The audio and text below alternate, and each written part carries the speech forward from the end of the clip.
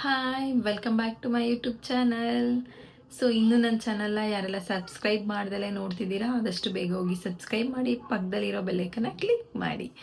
So ನಾನಿವತ್ತು ಕಡಲೆ ಬೀಜ ಹಾಕಿ ಚಪಾತಿ ಹೆಂಗೆ ಮಾಡೋದು ಅಂತ ಹೇಳ್ತಾ ಇದ್ದೀನಿ. ಸೊ ನಮ್ಮ ಮನೆಯಲ್ಲಿ ಎಲ್ಲರೂ ಟ್ರಿಪ್ ಹೋಗಬೇಕಾದ್ರೆ ಅಥವಾ ಟ್ರೈನು ಎಲ್ಲರೂ ಟ್ರಾವೆಲ್ ಮಾಡಬೇಕಾದ್ರೆ ಇದೇ ಥರನೇ ಚಪಾತಿ ಮಾಡ್ಕೊಂಡು ಹೋಗೋದು ಕಡಲೆ ಬೀಜ ಹಾಕಿ.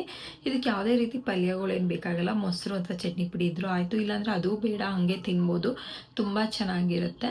ಸೊ ಇದೊಂದು ವೀಕ್ವರೆಗೂ ಇಡ್ಬೋದು, ಏನೂ ಆಗೋಲ್ಲ. ನಾವೆಲ್ಲರೂ ಟ್ರಿಪ್ ಹೋಗಬೇಕಾದ್ರೆ ನಮ್ಮ ಮನೇಲಿ ಹಿಂಗೆ ಮಾಡ್ಕೊಂಡು ಹೋಗೋದು. ಸೊ ಮನೇಲೂ ತಿಂದು ಒಂದೇ ಥರ ಚಪಾತಿ ಬೋರ್ ಆಗ್ತಿದ್ರೆ ಈ ಥರ ಮಾಡ್ಕೊಂಡು ತಿಂದು ತುಂಬ ಚೆನ್ನಾಗಿರುತ್ತೆ. ನಮ್ಮ ಅತ್ತೆಗೆ ಶುಗರ್ ಇರೋದ್ರಿಂದ ಅವರು ಚಪಾತಿ ತಿಂತಿರ್ತಾರೆ, ಸೊ ಬೋರು ಅಂತಿದ್ರು. ಯಾವಾಗಲೂ ಒಂದೇ ಥರ ಚಪಾತಿ ತಿಂದು, ಹಂಗಾಗಿ ನಾನು ಕಡಲೆ ಬೀಜ ಹಾಕಿ ಚಪಾತಿ ಮಾಡಿದ್ದೀನಿ. ಸೊ ಯಾವ ಥರ ಮಾಡಿದ್ದೀನಿ ಅಂತ ನೋಡ್ಕೊಂಬರೋಣ ಬನ್ನಿ. ನಾನು ಫಸ್ಟು ಕಡಲೆ ಬೀಜನ ಹುರ್ಕೊಡ್ತಾ ಇದ್ದೀನಿ. ನಾನೊಂದು ಅರ್ಧ ಕಪ್ ಅಷ್ಟು ಕಡಲೆ ಬೀಜ ತೊಗೊಂಡಿದ್ದೆ. ನಾನು 6 to 7 ಅಷ್ಟಾಗೋ ಚಪಾತಿ ಹಿಟ್ಟಿಗೆ ಅರ್ಧ ಕಪ್ ಕಡಲೆ ಬೀಜ ತೊಗೊಂಡಿದ್ದೀನಿ. ಸೊ ಮತ್ತು ಏನೇನು ಬೇಕು ಅಂತ ನೋಡ್ಕೊಂಬರೋಣ. ಕರ್ಬೇವಿನ ಸೊಪ್ಪು, ಕೊತ್ತಂಬರಿ ಸೊಪ್ಪು ಮತ್ತು ಹಚ್ಚ ಖಾರದ ಪುಡಿ, ಮತ್ತು ನಾನು ಕಡಲೆ ಬೀಜ ಹುರಿದಿಟ್ಕೊಂಡಿರೋದು ಅರ್ಧ ಕಪ್ ಇಟ್ಕೊಂಡಿದ್ದೀನಿ. ಸೊ ಅದನ್ನು ಮಿಕ್ಸಿ ಮಾಡಬೇಕು ನಾವು ಕಡಲೆ ಬೀಜನ. ಅದಕ್ಕೂ ಮುಂಚೆ ಹಿಟ್ಟು ತೆಗೆದಿಟ್ಕೊಂಡಿದ್ದೀನಿ. ನಾನೊಂದು 6 to 7 ಅಥವಾ 8 ಅಷ್ಟಾಗೋಷ್ಟು ಚಪಾತಿ ಹಿಟ್ಟಿಗೆ ನೋಡಿ ಏನೇನು ಹಾಕ್ತಿದ್ದೀನಿ ಅಂತ. ಸೊ ಕೊತ್ತಂಬರಿ ಸೊಪ್ಪು ಮತ್ತು ಕರಿಬೇವು 2 ಕಟ್ ಮಾಡಿ ಇಟ್ಕೊಂಡಿದ್ದೀನಿ, ಮತ್ತು ಕಡಲೆ ಬೀಜನ ಮಿಕ್ಸಿ ಮಾಡಿ ಇಟ್ಟಿದ್ದೀನಿ.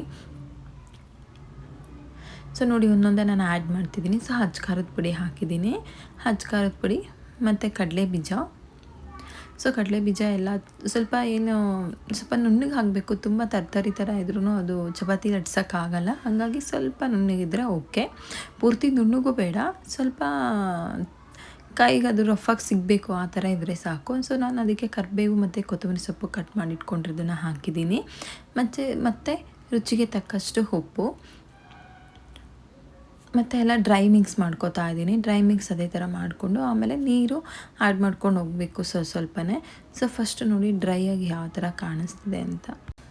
ನೆಕ್ಸ್ಟ್ ನಾನು ಇದಕ್ಕೆ ಸ್ವಲ್ಪನ ನೀರನ್ನ ಆ್ಯಡ್ ಮಾಡ್ಕೊತಾ ಇದ್ದೀನಿ. ಸೊ ನೀವು ಮಾಮೂಲಿ ಚಪಾತಿ ಹಿಟ್ಟು ಹೇಗೆ ಕಲಿಸ್ತೀರೋ ಅದೇ ಥರ ನೀರನ್ನ ಆ್ಯಡ್ ಮಾಡಿಕೊಂಡು ಅದೇ ಹದದಕ್ಕೇ ಕಲಸಿಡಿ ಸಾಕು. ಇದಕ್ಕೇನು ಡಿಫ್ರೆಂಟಾಗಿ ಕಲಿಸ್ಬೇಕು ಅಂತ ಏನಿಲ್ಲ. ನೀವು ಚಪಾತಿ ಲಟ್ಸೋಕ್ಕಾದರೆ ಸಾಕು. ನೋಡಿ ಯಾವ ಥರ ಕಾಣಿಸ್ತಿದೆ ಅಂತ. ಸೊ ಇಷ್ಟು ಸ್ಮೂತ್ ಇದ್ದರೆ ಸಾಕಾಗುತ್ತೆ, ತುಂಬ ಸ್ಮೂತು ಬೇಡ, ತುಂಬ ಗಟ್ಟಿನೂ ಬೇಡ. ಸೊ ನೀವು ಮಾಮೂಲಿ ಚಪಾತಿ ಹಿಟ್ಟನ್ನ ಹೇಗೆ ಕಲಿಸ್ಕೋತೀರೋ ಅಷ್ಟು ಅದಕ್ಕೆ ಕಲಿಸ್ಕೊಳ್ಳಿ ಸಾಕು. ನೋಡ್ತೀರೇ ಗೊತ್ತಾಗ್ತಿದೆ, ನಿಮ್ಗೊಂದು ಐಡಿಯಾ ಬರುತ್ತೆ ಎಷ್ಟಿರಬೇಕು, ಯಾವ ಥರ ಕಲಿಸ್ಬೇಕು ಅಂತ. ಸೊ ನಾನು ಹೇಳ್ದೆ ಅಲ್ವಾ, ಒಂದು 6 to 8 ಅಂತ ಹೇಳಿದೆ. 8 ಚಪಾತಿ ಉಂಡೆ ಆಗೋಷ್ಟನಿಗೆ ಕಲಸಿಟ್ಕೊಂಡಿದ್ದೆ, ಹಿಟ್ಟು ತೊಗೊಂಡಿದ್ದೆ, ಅದಕ್ಕೆ ಅರ್ಧ ಕಪ್ನ ಕಡಲೆ ಬೀಜ ಆ್ಯಡ್ ಮಾಡಿದೆ. ಸೊ ನಾನು ಲಟ್ಟಿಸ್ಕೊತಾ ಇದ್ದೀನಿ. ಈಗ ನೀವು ಚಪಾತಿ ಹೇಗೆ ಲಟ್ಟಿಸ್ಕೊತೀರೋ ಹಾಗೆಯೇ ಹಿಟ್ಟು ಹಾಕ್ಕೊಂಡು ಲಟ್ಟಿಸ್ಕೊಳ್ಳಿ ಅಷ್ಟೇ. ನೋಡಿ ಆ ಥರ ಅಂತ. ಸೊ ಎಷ್ಟು ಸ್ಮೂತಾಗಿ ಬರ್ತಿದೆ. ಲಟ್ಸೋಕ್ಕೂ ಅಷ್ಟೇ, ಏನೂ ಕಿತ್ತೋಗೋದು ಇಲ್ಲ, ಏನಿಲ್ಲ, ಚಪಾತಿ ಥರನೇ ಬರುತ್ತೆ ಸೇಮ್. ಚಪಾತಿನ ಹೇಗೆ ಲಟ್ಟಿಸ್ಕೊತೀರೋ ಅಷ್ಟಕ್ಕೇ ಲಟ್ಟಿಸ್ಕೊಳ್ಳಿ ಇದೂ. ಸೊ ನಾನು ಇಂಚ್ ಮೇಲೆ ಹಾಕಿ ಸ್ವಲ್ಪ ಆಯಿಲ್ ಹಾಕ್ತಿದ್ದೀನಿ. ನೋಡಿ ಯಾವ ಥರ ಬೆಂದಿದೆ ಅಂತ. ಸೊ ಸಾಕು, ಗೊತ್ತಾಗುತ್ತೆ ಅದು ಬೆಂದಿದೆ ಅಂತ. ಸೊ ಬೆಂದಾದಮೇಲೆ ತೆಗೀರಿ ಅಷ್ಟೇ. ಇದಕ್ಕೆ ನೀವು ಮೊಸರು ಜೊತೆ ತಿನ್ನಿ, ತುಂಬ ಚೆನ್ನಾಗಿರುತ್ತೆ. ಅಥವಾ ಚಟ್ನಿ ಪುಡಿ ಆದರೂ ತಿನ್ಬೋದು. ನಿಮ್ಗೆ ಖಾರ ಬೇಕು ಅಂದರೆ ಇನ್ನೊಂದು ಸ್ವಲ್ಪ ಚಟ್ನಿ ಪುಡಿ, ಅಥವಾ ಖಾರ ಬೇಡ ಅಂದರೆ ಮೊಸರು ಜೊತೆನಲ್ಲಾದರೂ ತಿನ್ಬೋದು, ತುಂಬ ಚೆನ್ನಾಗಿರುತ್ತೆ. ತುಂಬ ಈಸಿಯಾಗೂ ಆಗಿರುತ್ತೆ. ಇದು ಸ್ವಲ್ಪ ಡಿಫ್ರೆಂಟಾಗಿ ಹೋಗಿರುತ್ತೆ, ಏನು ಸೈಡಿಗೆ ಬೇಕೇ ಇಲ್ಲ, ಅದೇ ಥರ ತಿನ್ಬೋದು. ಸೊ ನೀವು ಒಂದ್ಸರಿ ಟ್ರೈ ಮಾಡಿ ಹೇಗಾಗಿತ್ತು ಅಂತ ಕಮೆಂಟ್ ಮಾಡಿ.